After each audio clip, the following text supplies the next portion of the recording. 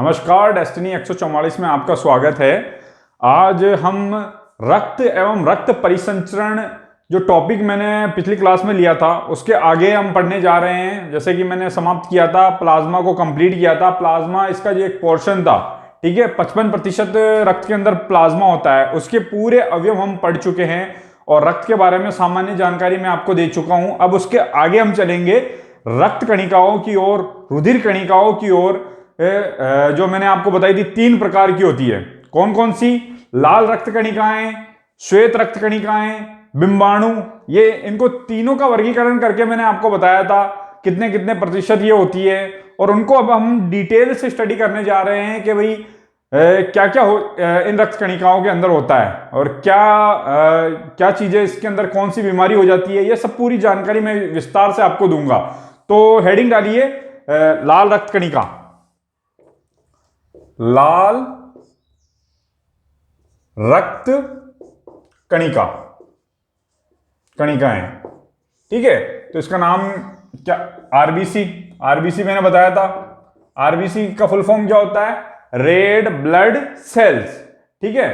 तो लाल रक्त कणिकाएं, इसका एक और दूसरा नाम है, वैज्ञानिक नाम कह लीजिए, जो वैज्ञानिक या मेडिकल के अंदर इसको किस नाम से बुलाते हैं? इसको एरिथ्रोसाइट। क्या कहते हैं इसको? एरिथ्रोसाइट भी कहते हैं। तो ध्यान रखिएगा, महत्वपूर्ण प्रश्न बनता है यहां से कि भाई लाल रक्त कणिका को क्या कहा जाता है? एरिथ्रोसाइट भी कहा जाता है।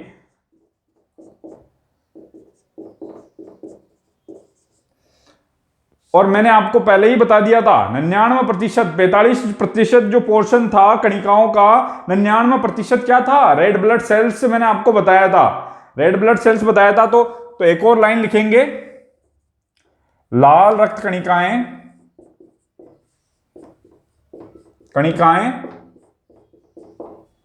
रक्त में बहुत अधिक मात्रा में होती है,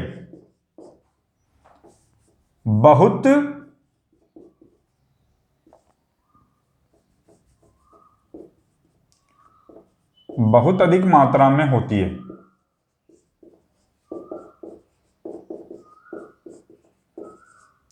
मैंने बताया था 99% जो है रेड ब्लड सेल्स होते हैं तीनों सेल्स के अंदर, और बाकी जो व्हाइट सेल्स और बिंबाणु मैंने आपको बताए थे।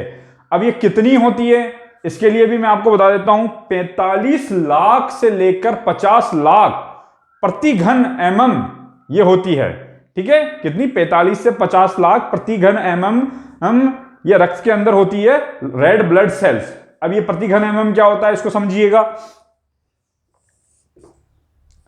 45 लाख से 50 लाख, 45 लाख से 50 लाख प्रति घन मिलीमीटर, ठीक है।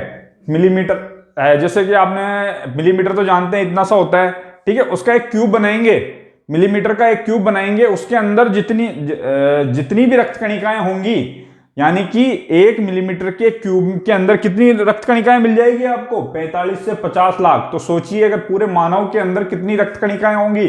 असंख्य रक्त कणिकाएं होंगी। लाल रक्त कणिकाएं कितनी होगी?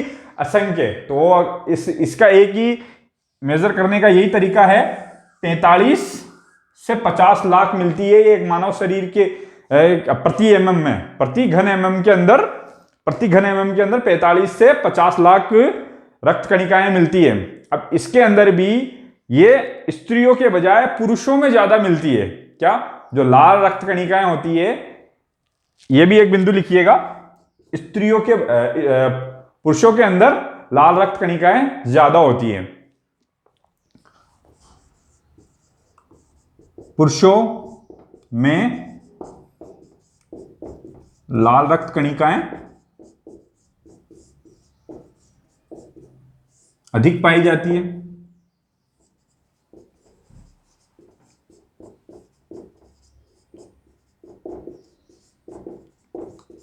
तो जब पुरुषों में लाल रक्त कणिकाएं अधिक पाई जाती है तो स्वतः ही एक और बात आपके सामने आती है कि मतलब पुरुषों का जो खून है, जो रक्त है, वह अधिक लाल होगा, क्योंकि लाल रक्त कणिकाएं पुरुषों में ज्यादा है, तो पुरुषों का जो रक्त है वो भी ज्यादा लाल होगा। और एक और बात मैं आपको यहाँ पे बताना चाहूंगा कि पुरुषों में जो रक्त है वो भी ज्यादा होता है महिलाओं की अपेक्षा, क्योंकि महिलाओं में प्रति महीने में रजोधर्म होता है, मेंस्ट्रुएशन साइकिल चलती है, उस वजह से पुरुषों में रक्त भी ज्यादा होता है। और पुरुषों का जो रक्त है लाल भी अधिक होता है, और उसका कारण है जो आरबीसी है, रेड ब्लड सेल्स है, पुरुषों में अधिक होती है। ये सब नोट डाउन कर लें आप, फिर आगे चलते हैं।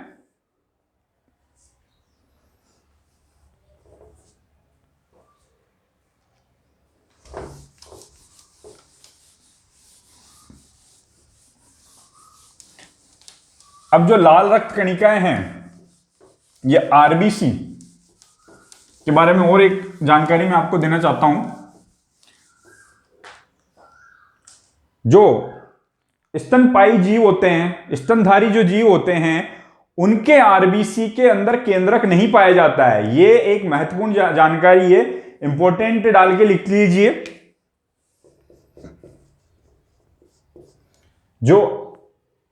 जो स्तनधारी जीव होते हैं उनके आरबीसी के अंदर केंद्रक नहीं पाया जाता है। जो रेड ब्लड सेल है, लाल रक्त कणिकाएं हैं, ये एक कोशिका ही है। कोशिका के अंदर आपको पता है केंद्रक होते हैं, और लेकिन जो स्तनधारी होते हैं उनकी आरबीसी के अंदर केंद्रक नहीं पाया जाता है। ध्यान रखिए, नहीं पाया जाता है। लिखिए, स्तनधारियों की आरबीसी में केंद्रक नहीं पाया जाता है, और साथ ही माइक्रोकॉन्ड्रिया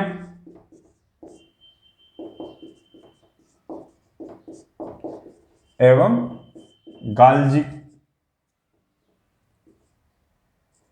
गोल्जी काय भी नहीं पाया जाता है। तो ये महत्वपूर्ण जानकारी है, नोट कर लीजिएगा कि केंद्रक नहीं होता है। जो स्तनपायी की आरबीसी में है उसके अंदर केंद्रक नहीं पाया जाता है। अब लेकिन यहां पे एक अपवाद है, जो लांबा और ऊंट है उसकी आरबीसी के अंदर, ये एक स्तनधारी जीव है लांबा और ऊंट, लेकिन इनकी आरबीसी के अंदर क्या होता है, केंद्रक पाया जाता है। अगर प्रश्न आ जाए कि लांबा और ऊंट की आरबीसी के अंदर केंद्रक पाया जाता है तो इसका आंसर बिल्कुल यस आना चाहिए। तो यहां पे अपवाद के तौर पे लिख लीजिए लांबा भी एक ऊंट की तरह ही एक जीव होता है, ठीक है, छोटा ऊंट मान लीजिए इसको। तो लांबा एवं ऊंट की आरबीसी में केंद्रक पाया जाता है, ठीक है। ऊंट और लांबा की आरबीसी के अंदर क्या होता है, केंद्रक पाया जाता है। और इसके अंदर ये माइक्रोकॉन्ड्रिया और गाल्जिकाय कोशिका द्रव्य भी पाया जाता है, माइक्रोकॉन्ड्रिया भी पाया जाता है, और गोल्जिकाय भी पाया जाता है। मतलब लांबा और ऊंट के अंदर कोशिका द्रव्य भी मिलेगा आपको, कोशिका झिल्ली भी मिलेगी,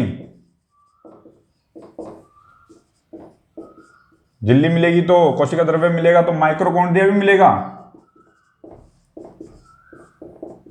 ये सब चीजें पाई जाती है, ठीक है। तो लांबा और ऊंट के अंदर, ठीक है। तो यहां तक आप नोट डाउन करो, ये सब चीजें मैंने आपको बता दी है यहां तक के, मतलब एक स्तनधारियों की आरबीसी के अंदर जो है केंद्रक नहीं पाया जाता है, लेकिन ऊंट और लांबा के अंदर जो है केंद्रक पाया जाता है। केंद्रक के साथ कोशिका द्रव्य भी पाया जाएगा, कोशिका द्रव्य पाया जाएगा तो माइक्रोकॉन्ड्रिया, गाल्जिकाय और कोशिका झिल्ली भी इसके अंदर मिलेगी, ठीक है। ये नोट डाउन करिए।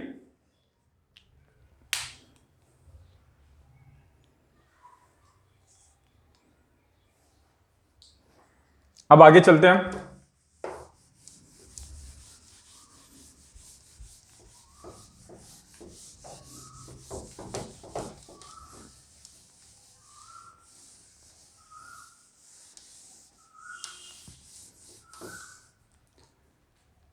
अब जो आरबीसी में एक वर्णक पाया जाता है, बात करते हैं एक कोई वर्णक आपने सुना होगा। जो आरबीसी लाल रक्त कणिकाएं हैं, रेड ब्लड सेल्स में एक वर्णक पाया जाता है, उसका नाम है हीमोग्लोबिन। आपने कई बार सुना होगा किसी के हीमोग्लोबिन की कमी हो गई है तो आरबीसी के अंदर ही पाया जाता है। वो मानव रक्त की आरबीसी के अंदर ही हीमोग्लोबिन पाया जाता है, हीमोग्लोबिन की कमी से। अब जब हीमोग्लोबिन की कमी हो जाएगी तो हीमोग्लोबिन की कमी से एक रोग हो जाता है एनीमिया रोग हो जाता है। तो ठीक है, अब आपको पता चल गया होगा एनीमिया रोग कैसे होता है। या तो मान लीजिए आरबीसी की कमी से हो जाता है, क्योंकि आरबीसी के अंदर ही क्या है, हीमोग्लोबिन की कमी से भी एनीमिया होगा, आरबीसी की कमी से भी, क्योंकि इसी के अंदर क्या है, हीमोग्लोबिन भी है। तो पहले लिखेंगे आरबीसी में लाल वर्णक पाया जाता है, लाल वर्णक पाया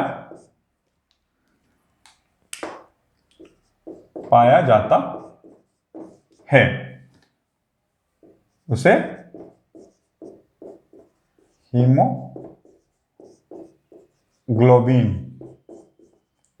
हीमोग्लोबिन कहते हैं। और इसी की वजह से क्या होता है, इसी की वजह से आरबीसी का रंग लाल होता है।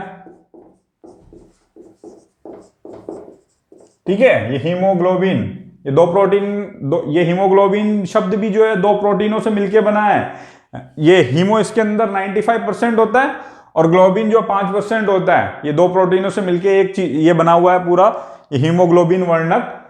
इसकी वजह से क्या होता है, आरबीसी का रंग लाल होता है और इसी की वजह से हमारा रक्त का रंग भी क्या होता है, लाल होता है। ठीक है, ये बात समझ में आ गई होगी। और हीमोग्लोबिन की कमी से क्या हो जाता है, मैंने आपको बताया, हीमोग्लोबिन अगर आपके रक्त में कम हो जाएगा तो हीमोग्लोबिन की कमी से आपको कौन सा रोग हो जाएगा, एनीमिया रोग हो जाएगा। तो आपके शरीर में अगर एनीमिया रोग हो जाएगा, यदि हीमोग्लोबिन कम हो जाता है, आरबीसी कम हो जाता है, तो फिर डॉक्टर आपको क्या कहता है, गाजर खाइए, चुकंदर खाइए, टमाटर खाइए।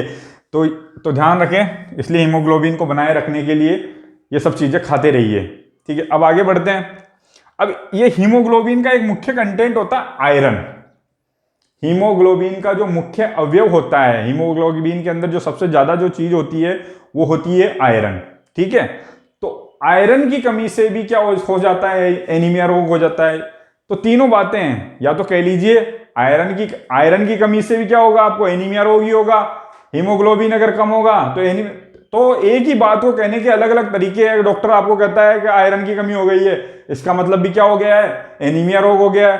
हीमोग्लोबिन की कमी, पढ़े लिखे आदमी क्या कहेंगे, हीमोग्लोबिन की कमी हो गई है, इसका मतलब भी क्या हो गया है कि आपको एनीमिया रोग हो गया। अगर आरबीसी अगर डाउन हो जाती है तो भी कौन सा रोग होता है, आपको एनीमिया रोग हो जाता है।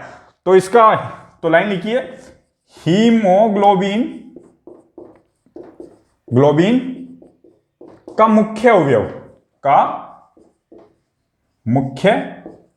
अवयव क्या है, आयरन।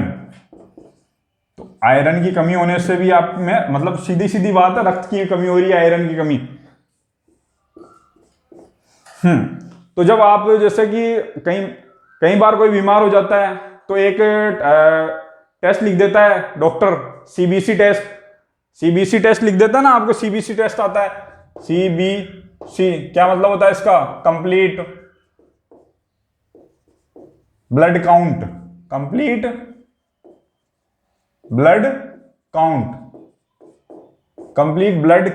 इसका फुल फॉर्म होता है। तो उसके अंदर पूरी जानकारी आ जाती है कि भाई आरबीसी कितनी है, जो व्यक्ति की आरबीसी डाउन है या ज्यादा हो गई है, तो उसी से पता चल जाता है कि भाई कि इसको एनीमिया रोग हुआ है, या डब्ल्यूबीसी डाउन है, या फिर इसके प्लेटलेट डाउन है। तो ये किस में आता है, ये सब सीबीसी टेस्ट में आता है। सामान्य टेस्ट है, जब भी कोई थोड़ा सा बीमार हो जाता है तो सबसे पहले यही लिखता है मरीज, मतलब डॉक्टर जो सबसे पहले क्या लिखता है, सीबीसी टेस्ट ही लिखता है। ठीक है, तो ये यहाँ आपके आरबीसी यहाँ पे कंप्लीट होती है। आरबीसी की एक जीवन काल और लिख लीजिए कि आरबीसी का जीवन काल कितना होता है, ठीक है। फिर हम डब्ल्यूबीसी पे चलेंगे। आरबीसी का जीवन काल होता है, सबको पता ही होगा आपको, आरबीसी का जीवन काल सभी को पता होगा वैसे, लेकिन फिर भी आप लिख लीजिए 120 दिन का होता है। 120 डेज की आरबीसी का जीवन काल होता है, और 120 दिन के बाद में आरबीसी क्या हो जाती है, मृत हो जाती है। और मृत हो के कहां पे पहुंच जाएगी, ये कब्रिस्तान पे पहुंच जाएगी। तो कब्रिस्तान भी आपको पता होगा कहां पे है, आरबीसी का कब्रिस्तान, आरबीसी का कब्रिस्तान पे पहुंच जाएगी। आरबीसी का मृत होने के बाद में कब्रिस्तान पे पहुंच जाएगी। आरबीसी का कब्रिस्तान है पलीहा। पलीहा बिल्कुल बगल में होता है, यकृत के बिल्कुल बगल के बिल्कुल पास में होता है पलीहा, और उसको इंग्लिश में स्प्लीन कहते हैं। तो ये आपका आरबीसी यहां पे कंप्लीट हो गए। अब इसको आप नोट डाउन कर लीजिए, हम डब्ल्यूसीओ की ओर बढ़ते हैं।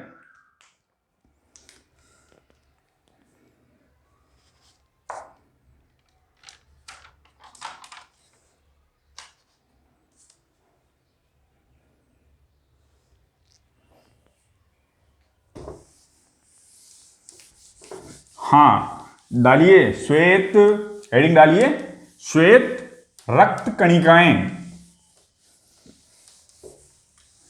सब डाल लीजिए हेडिंग श्वेत रक्त कणिकाएं, व्हाइट ब्लड सेल्स, डब्ल्यूबीसी, श्वेत रक्त कणिकाएं, डब्ल्यूबीसी, और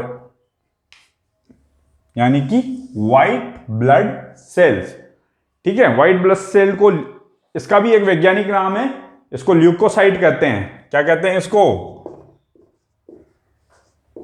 ल्यूकोसाइट्स भी कहते हैं, ठीक है। व्हाइट ब्लड सेल यानी कि व्हाइट ब्लड सेल एक सोल्जर सेल भी होता है, ठीक है। इसका वैज्ञानिक नाम मैंने बता दिया आपको, ल्यूकोसाइट्स कहते हैं, और इसको सोल्जर सेल भी कहते हैं। प्रतिरक्षा सेल होता है, यानी कि ये शरीर में क्या करेगा, आपके रक्त के अंदर रक्षा करेगा, ये आपकी रक्षा करेगा, इसलिए इसको क्या कहते हैं,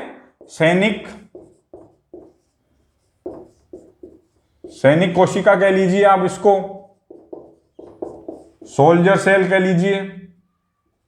सोल्जर पिक्चर जो आई थी वही सोल्जर सेल कह लीजिए, भी कहते हैं। क्यों कहते हैं, क्योंकि ये आपकी प्रतिरक्षा करता है शरीर में। जब भी ये आपके खून के अंदर होता है, कितना आपको बताया था मैंने, 0% होता है, जो रक्त कणिकाओं का 0.2% होता है। और ये आपकी क्या करता है, किसी भी वायरस आ गया, जीवाणु, बैक्टीरिया, कुछ भी अगर आपके रक्त के अंदर प्रवेश कर देता है तो ये उनसे क्या करता है, लोहा लेता है, लड़ता है, और ये आपके शरीर की रक्षा करता है। इसलिए इसको क्या कहते हैं, सोल्जर सेल कोशिका, जो सैनिक कोशिका भी कहते हैं।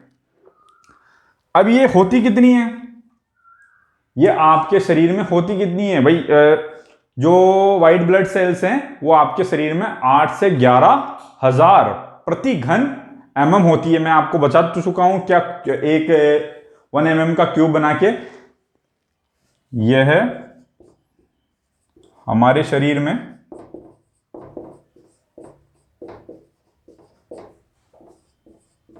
8,000 से 11,000 प्रति घन mm, प्रति घन मिलीमीटर होती है, ठीक है। 8 से 11,000, तो मतलब जो आरबीसी तो मैंने बताया था आपको कितनी थी, 45 से 50 तक। रिलेट करते हुए पढ़ते रहिए ताकि आपको मजा आए और जल्दी जल्दी चीजें याद हो जाएं। उसमें 45 से 50 थी, यहाँ पे 8,000 से 11,000 है। उसको वहां पे हम एरिथ्रोसाइट कहते थे, यहाँ पे इसको ल्यूकोसाइट्स कहते हैं। और ये सोल्जर सेल हैं। ये चीजें इस तरह से रिलेट करते हुए आप पढ़ते रहिए ताकि आपको क्या है, चीजें जल्दी से जल्दी याद हो जाएं। अब जब WC जब क्या होता है, कभी कभी आप, मैंने बताया था CBC टेस्ट होता है और आपके डॉक्टर की रिपोर्ट आती है कि CBC कम हो जाती है, तो कौन सा रोग हो जाता है, ल्यूकोपीनिया हो जाता है। कौन सा रोग हो जाता है, ल्यूकोपीनिया। अगर सीबीसी टेस्ट के अंदर आपकी डब्ल्यूबीसी कम हो जाती है तो क्या, तो डब्ल्यूबीसी की कमी से क्या रोग हो जाता है, डब्ल्यूबीसी की कमी से ल्यूकोपीनिया हो जाता है, ल्यूकोपीनिया, ल्यूकोपीनिया रोग हो जाता है। ये इंपॉर्टेंट बातें हैं जो एग्जाम में पूछी जाती है, तो इनको ध्यान रखिएगा और रिमेंबर करिएगा। और एक बार जैसे ही मैं आपको नोट्स बनवा रहा हूं तो नोट्स बना लीजिए, उसको तुरंत दोबारा पढ़िए, ताकि जो अभी जो पढ़ी हुई चीजें अगर एक बार आप वापस जैसे क्लास होते ही खत्म होते ही आप पढ़ लेते हैं तो आपके दिमाग में काफी हद तक याद हो जाती है। इसलिए उन चीजों को दोबारा नोट्स बना के पढ़िए, ताकि वो चीजें, ये जो टर्म्स हैं साइंस की, जो टर्म्स हैं, ये जो बीमारियां हैं या जिस तरह की ये लैंग्वेज है, वो जल्दी से जल्दी आपको याद हो जाएगी इस तरह से। अब बात करते हैं, अगर कमी होती है तो ल्यूकोपीनिया हो जाता है, और अगर ज्यादा हो जाता है तो कौन सा रोग हो जाता है, ल्यूकोसाइटिस, डब्ल्यूबीसी की अधिकता से, अधिकता से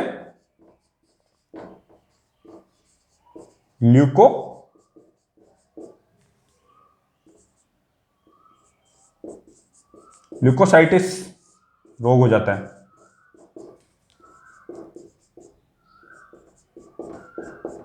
ठीक है, ये रक्त में ही हो रहा है, रक्त के अंदर ही डब्ल्यूबीसी की कमी हो रही है, रक्त के अंदर ही डब्ल्यूबीसी की ज्यादा हो रही है, ल्यूकोपीनिया रोग हो रहा है शरीर के अंदर, ल्यूकोसाइटिस रोग हो रहा है। ठीक है, अब जैसे कि अगर रक्त के अंदर ये डब्ल्यूबीसी क्या है, डब्ल्यूबीसी की थोड़ी साइज बढ़ गई और एकदम से ये ज्यादा बढ़ जाती है। ठीक है, एकदम से डब्ल्यूबीसी अगर ज्यादा बढ़ जाती है, इसकी साइज बढ़ जाती है, तो रक्त में कैंसर हो जाता है। आपको पता चल गया होगा कौन से कैंसर की बात कर रहा हूं मैं, बहुत ही घातक कैंसर हो जाता है, वो कहलाता है ब्लड कैंसर। रक्त में होगा तो सीधी सी बात है कौन सा कैंसर होगा, ब्लड कैंसर। अगर ये डब्ल्यूबीसी अगर बढ़ जाती है, बहुत ही एकदम से बड़ी हो जाती है, इसकी साइज भी बड़ी हो जाती है, और संख्याओं में भी अगर बहुत ही अत्यधिक बढ़ जाती है, अगर नॉर्मल बढ़ती है तो ल्यूकोसाइटिस होता है, लेकिन अत्यधिक हद से ज्यादा बढ़ जाती है तो आपके शरीर में ब्लड कैंसर हो जाता है। ठीक है, तो ये लाइन भी लिख लीजिए, डब्ल्यूबीसी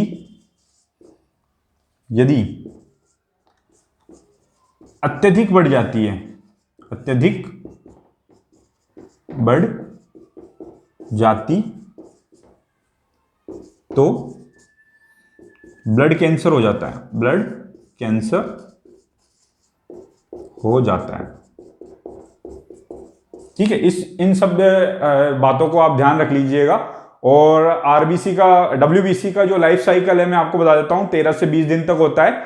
तो इसका जो जीवन काल है डब्ल्यूबीसी का, लिख लीजिएगा, नोट डाउन कर लीजिए ये भी, डब्ल्यूबीसी का जीवन काल वो होता है 13 से लेकर 20 दिन तक होता है। ठीक है, कितना, 13 से लेकर 20 दिन तक डब्ल्यूबीसी का जो है जीवन काल होता है। ये भी नोट डाउन कर लीजिए, ये सभी बातें नोट डाउन कर लीजिए। फिर मैं आपको जो है प्लेटलेट्स के बारे में पूरी जानकारी दे देता हूं आपको।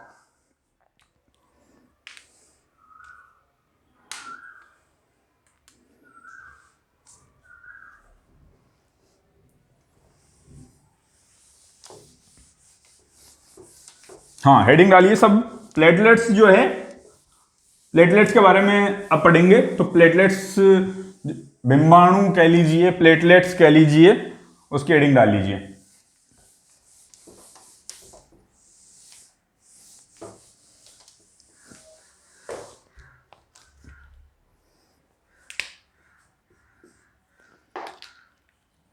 बिंबाणु,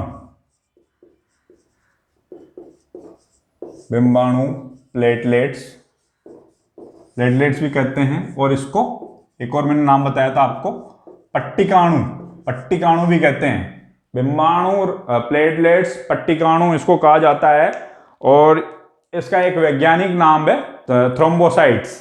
ठीक है, नोट डाउन करिए इसको। वैज्ञानिक भाषा में, वैज्ञानिक तरीके से या फिर मेडिकल टर्म के रूप में इसको क्या कहते हैं, थ्रोम्बोसाइट, थ्रोम्बोसाइट्स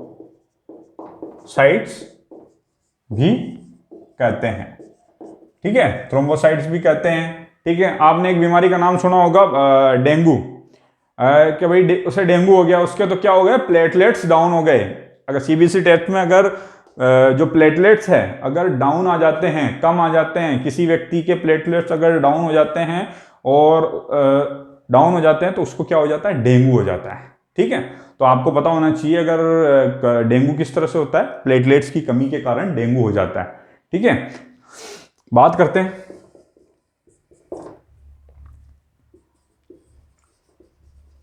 प्लेटलेट्स की कमी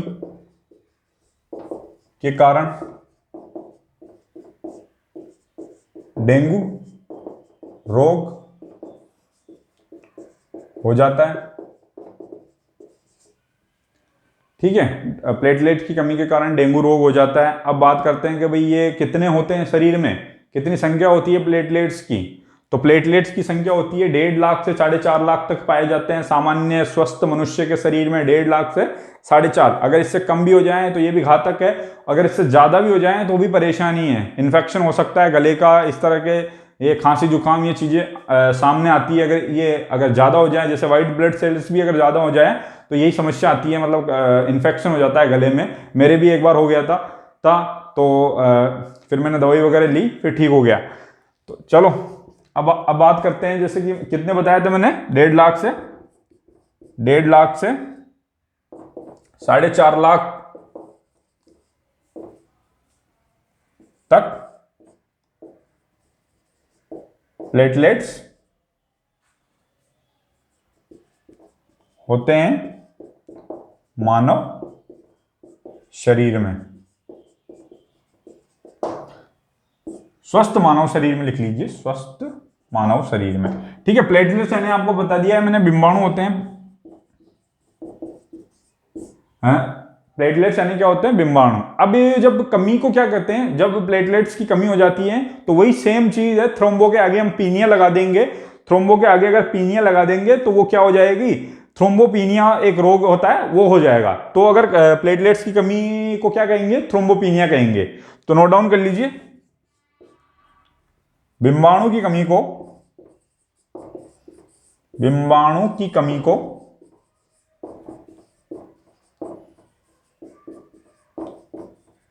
थ्रोम्बोपीनिया कहते हैं। अभी अधिकता होती है तो थ्रोम्बोसाइट्स कहते हैं। मैंने जैसे उस सेम वैसे ही जैसे ल्यूकोसाइट्स है, ल्यूकोसाइटोसिस था, तो यहां पे थ्रोम्बोसाइटोसिस हो जाएगा। अगर अधिकता हो जाती है बिंबाणुओं की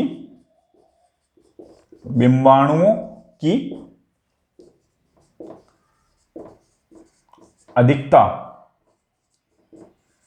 थ्रोम्बोसाइटोसिस कहलाती है। तो यहां पे बिंबाणु भी यहां पे समाप्त होता है। थ्रोम्बोसाइटोसिस थ्रोम्बोसाइट्स इसको कहते हैं, इसका वैज्ञानिक नाम। प्लेटलेट्स की कमी से आपको बताया मैंने कि डेंगू रोग हो जाता है। अगर प्लेटलेट्स की कमी है उसको थ्रोम्बोपीनिया कहते हैं, और प्लेटलेट्स की अधिकता है, बिंबाणुओं की अधिकता है, थ्रोम्बोसाइटोसिस कहते हैं। ठीक है, अब इसका लाइफ साइकिल भी आप नोट डाउन कर लीजिए, 7 से 10 दिन तक इसका लाइफ साइकिल होता है। जो बिंबाणुओं का जो लाइफ साइकिल है वह 7 से 10 दिन तक होता है। और ये मैंने आपको बता दिया है कि भाई कितने स्वस्थ मनुष्य में कितने होते हैं, 1.5 लाख से 4.5 लाख तक के बिंबाणु होते हैं। यहां पर आपका जो है रुधिर कणिकाएं, रक्त कणिकाएं, तीनों रक्त कणिकाएं, लाल रक्त कणिकाएं, श्वेत रक्त कणिकाएं, ये सब और बिंबाणु समाप्त होते हैं। अब हम जो है परिसंचरण, हृदय के बारे में और रक्त का परिसंचरण है अगली क्लास में पढ़ेंगे। हमारे जो डेस्टिनी 144 को आप लाइक करते रहें, सब्सक्राइब करते रहें और शेयर करते रहें, और इसी तरह से हम आपके सामने आते रहेंगे। इससे हमें काफी मोटिवेशन मिलता है अगर आप हमारे वीडियो को लाइक शेयर सब्सक्राइब करते हैं, देखते हैं। तो धन्यवाद आज के लिए।